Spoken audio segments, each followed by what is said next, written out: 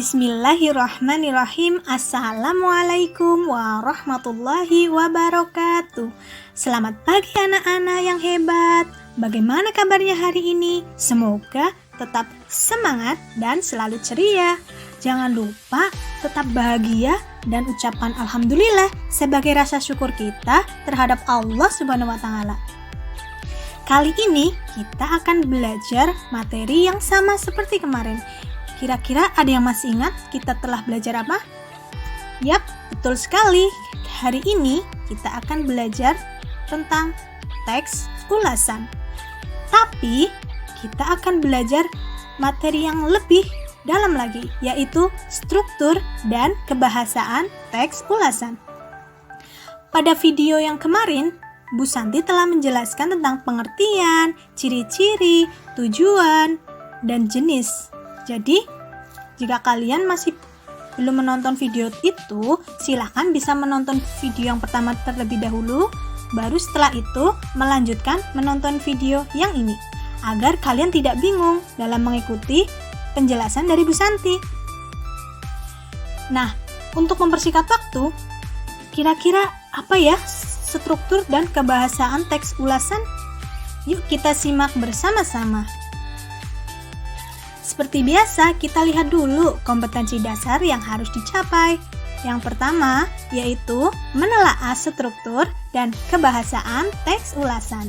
Film, cerpen, puisi, novel, dan karya seni daerah yang diperdengarkan dan dibaca. Yang kedua, yaitu menyajikan tanggapan tentang kualitas karya. Film, cerpen, puisi, novel, karya seni daerah, dan lain-lain dalam bentuk teks ulasan secara lisan dan tulis dengan memperhatikan struktur, unsur kebahasaan, atau aspek lisan. Nah, selanjutnya kita lihat tujuan pembelajarannya. Yang pertama, siswa mampu menjelaskan struktur dan kebahasaan teks ulasan. Yang kedua, siswa mampu menganalisis struktur dan kebahasaan teks ulasan. Yang terakhir, siswa mampu membuat teks ulasan sesuai dengan struktur dan kebahasaan. Materi hari ini sangat singkat tapi sangat detail, jadi kalian harus perhatikan baik-baik ya penjelasan dari Bu Santi. Oke, langsung saja kita masuk ke struktur teks ulasan. Kira-kira ada apa saja ya strukturnya? Oke, langsung kita simak. Yang pertama yaitu ada identitas karya. Identitas karya itu berarti identitas dari buku yang diulas atau yang akan dibuat resensi. Yang kedua yaitu orientasi. Orientasi itu gambaran umum dari sebuah karya. Yang ketiga yaitu sinopsis. Pasti kalian tidak asing dengan kata sinopsis ya, yaitu ringkasan sebuah cerita. Yang keempat yaitu analisis. Paparan tentang keberadaan unsur-unsur cerita. Kemudian yang kelima yaitu evaluasi. Apa itu evaluasi? Yaitu pandangan terhadap suatu karya menurut pendapat pribadi atau sebuah opini. Oke, selanjutnya kita akan membahas satu per satu. Yang pertama ada identitas karya. Apa itu identitas karya ya? Identitas karya atau biasa dikenal dengan identitas buku yang dicantumkan dalam resensi buku atau teks ulasan yang akan kita buat. Dapat meliputi judul buku, nama pengarang, penerbit, tahun terbit, kota terbit, cetakan keberapa, dan tebal halaman. Tebal halaman maksudnya adalah jumlah dari halaman buku tersebut. Bagian ini mungkin saja tidak dinyatakan secara langsung seperti pada teks ulasan film. Jadi, perbedaan ketika kalian membuat teks ulasan berupa buku dengan teks ulasan film itu berbeda. Jika dalam buku harus ada identitas bukunya. Namun, jika teks ulasan bentuknya film, tidak diperlukan atau tidak diharuskan mencantumkan identitas karya. Mengerti ya anak-anak? Selanjutnya, yaitu kita akan melihat contohnya. Di sini Bu Santi memiliki buku tentang wanita di rindu surga. Kira-kira identitas karyanya apa saja ya? Kita lihat. Di situ ada judul buku, yaitu Wanita di Rindu Surga, kemudian penulisnya, Dr. Mustafa Murad, kemudian penerbitnya Aqwam, kemudian tahun terbit 2012, cetakan ke-1. Tebal halaman yaitu 232 halaman. Selanjutnya, struktur yang kedua. Tadi ada yang masih ingat apa? Orientasi. Betul, pintar sekali. Orientasi. Orientasi adalah bagian yang berisi tentang pengenalan nama, kegunaan, latar belakang, dan lain-lain sebagai gambaran umum dari sebuah karya yang akan dibahas. Pada bagian ini, dijelaskan keberadaan karya tersebut mendapatkan pemahaman yang cukup besar dari banyak kalangan. Kita lihat contoh dari orientasi. Di sini, Bu Santi memiliki novel berjudul Surat Untukmu Sahabat.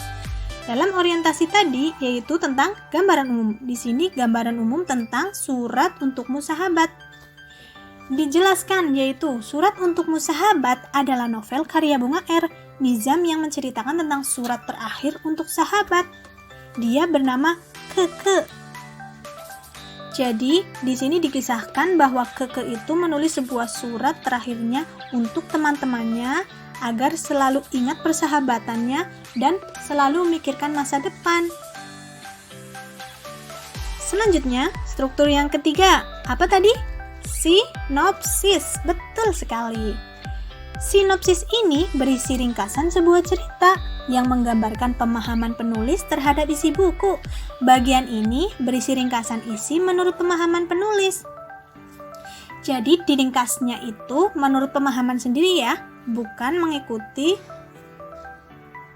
maksudnya bukan sama persis dengan buku. Sinopsis ini biasanya menggunakan kata-kata sendiri dari penulis, namun tetap memperhatikan ejaan yang disempurnakan. Kita lihat contoh dari sinopsis. Sinopsis sudah jelas, contohnya pasti panjang. Yap, karena sinopsis adalah ringkasan cerita dari buku yang kita baca. Baik itu buku, film, cerpen, ataupun yang lainnya. Di sini sinopsisnya dijelaskan tentang cerita dari Keke yang menuliskan surat terakhirnya kepada teman-temannya. Awalnya Keke itu sudah bangun, namun tidak mendapati teman-temannya di sampingnya. Sehingga Keke menuliskan sebuah surat terakhirnya untuk teman-temannya yang dititipkan kepada kakaknya, yaitu Kak Cika. Kemudian kita lihat sinopsis yang selanjutnya. Ini masih lanjutan yang tadi ya. Jika kalian merasa terlalu cepat, silahkan nanti dihentikan dulu videonya, kemudian kalian baca terlebih dahulu. Ibu yakin kalian pasti suka dengan sinopsis cerita tentang novel Surat Terakhir Keke. Di sini juga terlihat bahwa banyak sekali kaidah kebahasaan di dalamnya. Nanti kita akan bahas juga ya.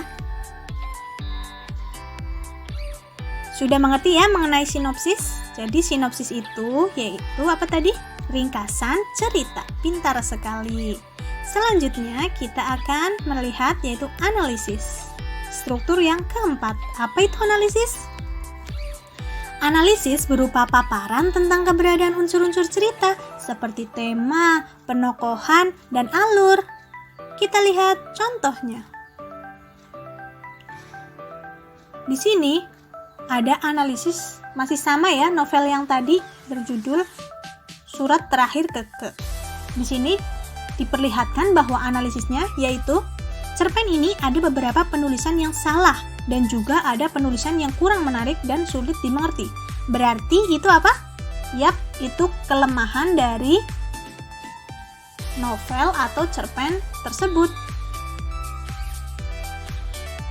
Sedangkan kelemahan yang dimiliki novel ini diantaranya kata-kata pengemis yang kadang membuat pembaca berimajinasi lain dalam menafsirkan dan kata-kata kiasan pengemis. Dijelaskan lebih rinci lagi oleh pengulas. Kemudian pada paragraf selanjutnya di situ diceritakan yaitu kelebihannya. Setelah tadi diberitahu kelemahannya, setelah itu dijelaskan kelebihannya. Yaitu di situ dijelaskan bahwa kosakata yang digunakan dapat membuat pembaca larut dalam cerita, sehingga pembaca juga lebih mudah memahami isinya. Nah, di situ berarti sudah lengkap, udah ada kelemahan, juga sudah ada kelebihan. Kita lanjut struktur yang terakhir, apa itu? Evaluasi, betul sekali. Pada bagian ini, penulis teks ulasan akan mengutarakan pandangannya setelah melakukan tafsiran terhadap karya tersebut. Pengulas juga akan menekankan poin-poin dalam karya yang dianggap memiliki nilai kelebihan maupun kekurangan dalam karya tersebut. Jadi biasanya di sini berisi sebuah simpulan atau pendapat pribadi dari pengulas. Pintar sekali. Kita lihat contohnya. Contohnya masih berkaitan dengan cerpen atau novel berjudul Surat Terakhir Keke. Kita baca bersama-sama. Di situ ada evaluasi, yaitu tetapi dengan mengesampingkan kekurangan novel tersebut, cerpen ini yang mengajarkan tentang arti sahabat sebenarnya. Dan cerpen ini sangat cocok untuk para remaja di Indonesia, sebab di dalamnya terkandung pesan yang bermakna yang dapat memotivasi agar kita mudah bersahabat dan setia. Wah, sepertinya seru sekali ya novel tentang Surat Terakhir Keke. Jika kalian ada waktu luang, silahkan bisa membaca novel Surat Terakhir Keke. Selanjutnya, ketika kita sudah tahu strukturnya, kita belajar betul kaidah kebahasaan. Yang pertama ada konjungsi penerang, yang kedua ada konjungsi temporal, yang ketiga ada konjungsi penyebab, yang keempat ada ungkapan saran. Apa itu ya kaidah kebahasaan keempat ini? Bingung ya? Oke, Bu Santi jelaskan satu persatu. Dimulai dari konjungsi apa tadi? Penerang, betul. Konjungsi penerang merupakan konjungsi yang menggunakan kata hubung bahwa, yakni, dan yaitu. Ingat-ingat ya, bahwa, yakni, dan yaitu. Termasuk konjungsi penerang. Kita lihat contoh kalimatnya. Kalimat yang pertama yaitu, novel ini banyak memberikan pelajaran pada pembacanya, antara lain bahwa kita harus pandai bergaul dengan orang lain. Kemudian kita lihat kalimat yang kedua. Dengan mengesampingkan kekurangan novel tersebut, dari novel ini dapat dipetik pelajaran yang baik, yaitu tentang arti sahabat sebenarnya. Pada contoh tersebut, ada dua kata yang menunjukkan konjungsi penerang, yaitu kata bahwa dan kata yaitu. Pintar sekali. Kita lanjut ke kaidah kebahasaan yang kedua, yaitu konjungsi temporal. Temporal berarti berhubungan dengan waktu. Konjungsi temporal merupakan konjungsi yang menggunakan kata hubung sejak, semenjak, kemudian, setelah, dan akhirnya. Apa saja anak-anak konjungsi temporal? Yap, sejak, semenjak, kemudian, setelah, dan akhirnya. Kita lihat contoh kalimatnya. Kalimat yang pertama, setelah membaca surat Keke, kami semua akhirnya merenovasi segala harapan dan mencoba menyisipkan permohonan-permohonannya di dalam segala pencapaian kami. Kalimat yang kedua, menurut Kak Cika, setelah kami pamit untuk sholat maghrib, Keke sempat membuka mata dan menyampaikan pesannya meski tak mampu diucapkan dengan bahasa lisan yang tak jelas. Terlihat di situ ada dua kata yang menunjukkan konjungsi temporal. Kata apa? Betul, kata akhirnya dan juga kata setelah. Berarti sudah dapat dikatakan adanya penggunaan konjungsi temporal. Cerdas sekali. Kita lanjut ke kaidah yang ketiga, yaitu konjungsi penyebab. Berarti ada sebabnya. Konjungsi penyebab merupakan konjungsi yang menggunakan kata hubung seperti karena dan sebab. Ingat-ingat ya, konjungsi penyebab kata hubungnya yaitu karena dan kata sebab. Kita lihat contohnya. Kalimat pertama, Ida mendapati pemandangan yang mengharukan sebab ketika menceritakannya saja matanya ikut berkaca-kaca. Kalimat kedua, kami tidak ada di sisinya ketika Keke pergi karena kami sedang berdoa bersama meminta yang terbaik untuknya. Kalian melihat kata apa, anak-anak?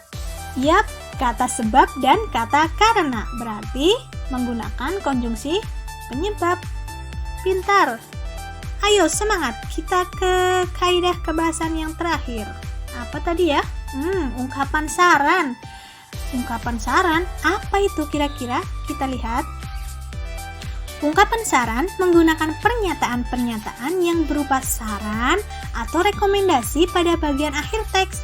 Hal ini ditandai dengan kata jangan, harus, perlu, dan hendaknya. Ingat-ingat ya, apa saja ungkapan saran?